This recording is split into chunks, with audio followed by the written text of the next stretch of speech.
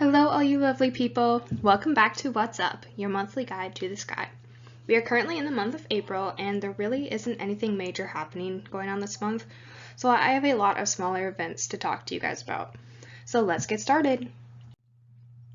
The first event that I would like to talk to you guys about is the close approach of the Moon and Jupiter. So this event will be taking place on Wednesday, April 7th.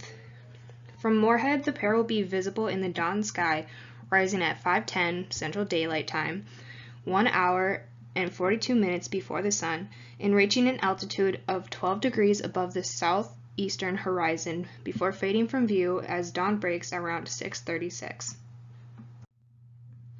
Both the Moon and Jupiter will be in the constellation Capricornus. They will be too widely separated to fit within the field of view of a telescope, but will be visible to the naked eye or through a pair of binoculars. The Moon will be about 20 days old during this event, so it'll look roughly like what the picture is on the screen. At around the same time, the pair will also share the same right ascension, called a conjunction. The second event that I have for you guys is the lunar occultation of Mars. So this event will be taking place Saturday, April 17th. During this event, the Moon will pass in front of Mars, creating a lunar occultation visible from parts of Asia. Lunar occultations are only ever visible from a small fraction of the Earth's surface. Since the Moon is much closer to the Earth than other celestial objects, its exact position in the sky differs depending on your exact location on Earth due to its large parallax. The position of the Moon, as seen from 2 points on opposite sides of the Earth, varies by up to 2 degrees, or 4 times the diameter of the full Moon. This means that if the Moon is aligned to pass in front of a particular object for an observer on one side of the Earth, it will appear up to 2 degrees away from that object on the other side of the Earth. This map shows the visibility of the occultation across the world. Separate contours show where the disappearance of Mars is visible, which is shown in red, and where its reappearance is visible, which is shown in blue. Solid contours show where each event is likely to be visible through binoculars at a reasonable altitude in the sky. Dotted contours indicate where each event occurs above the horizon, but may not be visible due to the sky being too bright or the Moon being very close to the horizon. Outside of the contours, the Moon does not pass in front of Mars at any time or is below the horizon at the time of the occultation. So the third event I have for you guys is Omega-Centauri will be well placed in the sky.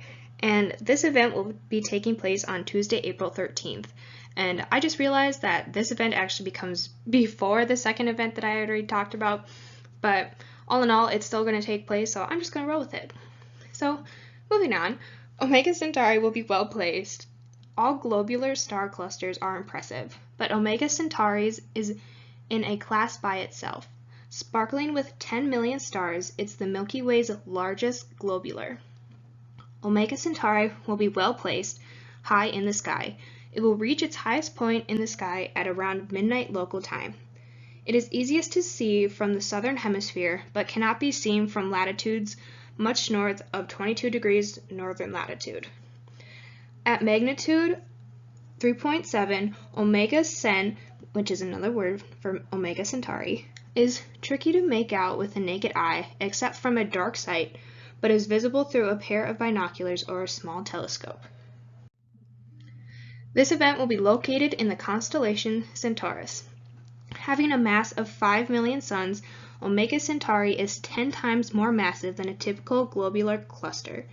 Omega-Centauri has a diameter of 230 light-years. Globular clusters generally have stars of similar age and composition. However, studies of Omega-Centauri reveal that this cluster has a different stellar populations that formed at varying periods of time.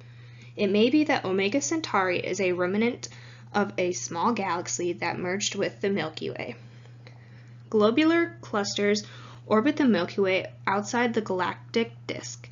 They harbor tens of thousands to millions of stars. Tightly bound by gravity, globular clusters remain intact after 12 billion years. At 16,000 to 8,000 light-years, Omega-Centauri is one of the few of the galaxy's 200 or so globular clusters that is visible to the unaided eye. It looks like a faint, fuzzy star, but Omega-Centauri's mere presence testifies to its size and brilliance. Like any globular cluster, Omega-Centauri is best appreciated with a telescope.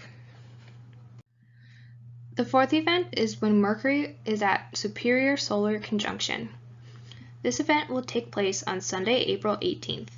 During this event, Mercury will pass very close to the Sun in the sky as its orbit carries it around the far side of the solar system from the Earth. This occurs once in every synodic cycle of the planet, which is 116 days.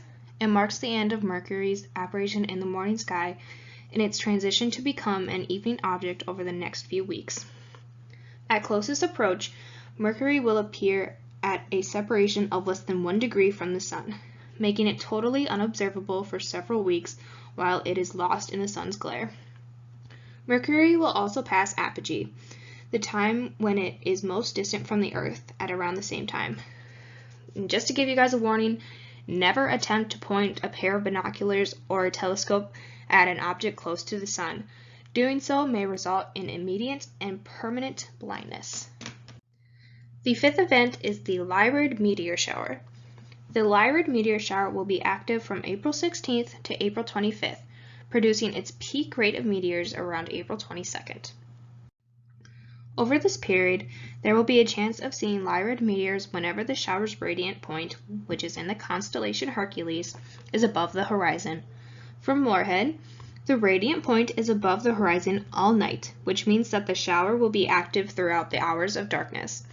The radiant point culminates, which means is highest in the sky, after dawn at around 6 a.m. Central Daylight Time, and so the shower is likely produce its best display shortly before dawn when its radiant point is highest. And I'm honestly super excited because I can finally see a meteor shower. But moving on, hopefully you guys get to enjoy it while I can as well. At this time, the Earth's rotation turns Moorhead to face optimally towards the direction of the incoming meteors, maximizing the number that rain vertically downwards, producing short trails close to the radiant point. At other times, there will be fewer meteors burning up over Moorhead, but those that do will tend to enter the atmosphere at an oblique angle, producing long-lived meteors that may traverse a wide area of the sky before completely burning up. The shower is expected to reach peak activity at around 7 a.m. Central Daylight Time on April 22, 2021, and so the best displays might be seen before dawn. At its peak, the shower is expected to produce a nominal rate of around 18 meteors per hour. However, this hourly rate is calculated assuming a perfectly dark sky and that the radiant of the shower is situated directly overhead. In practice, any real observing site will fall short of these ideal conditions. The number of meteors you are likely to see is thus lower than this.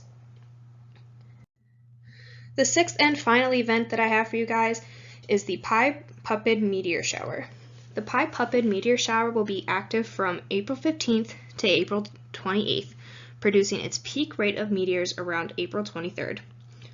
Over this period, there will be a chance of seeing Pi-Puppid meteors from anywhere where the shower's radiant point in the constellation Puppis is above the horizon. Unfortunately, however, it will not be visible from Moorhead at any time, since its radiant point never rises above the horizon, which, surprise, surprise, I won't be seeing this one, but hopefully you guys can, and hopefully you can enjoy it. And I'm just going to recap quick from my previous videos.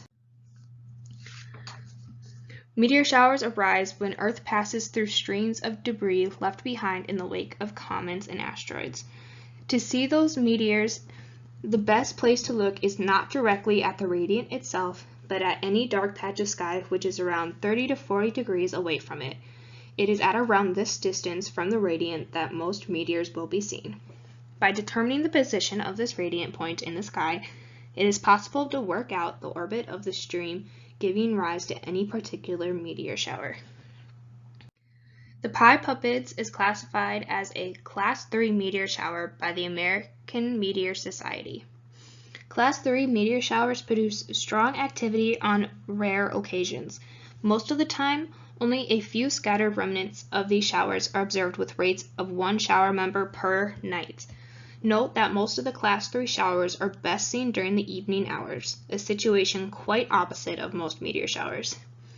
The meteors in the shower will reach speeds up to 18 kilometers per second. And historically, the meteor stream has only been viewable around April 23rd, but only in years around the parent comet's perihelion date, the last being in 2003. However, as the planet Jupiter has now perturbed the comet's perihelion to beyond Earth's orbit, it is uncertain how strong the shower will be in the future. So, hopefully you guys can get out and see a little bit of it. According to my information, it's going to be a little difficult to see, but hopefully you guys are lucky enough to be able to view it. Thank you all for listening. If you have any questions or events you would like to know more about, please leave it in the comments and I will try to get to them as soon as I can. And also make sure to follow the MSUM Planetarium on all of our social medias to stay up to date with what we are doing and different informational things that we have going on here at MSUM. And until next time, I hope you all enjoyed getting to know what's up.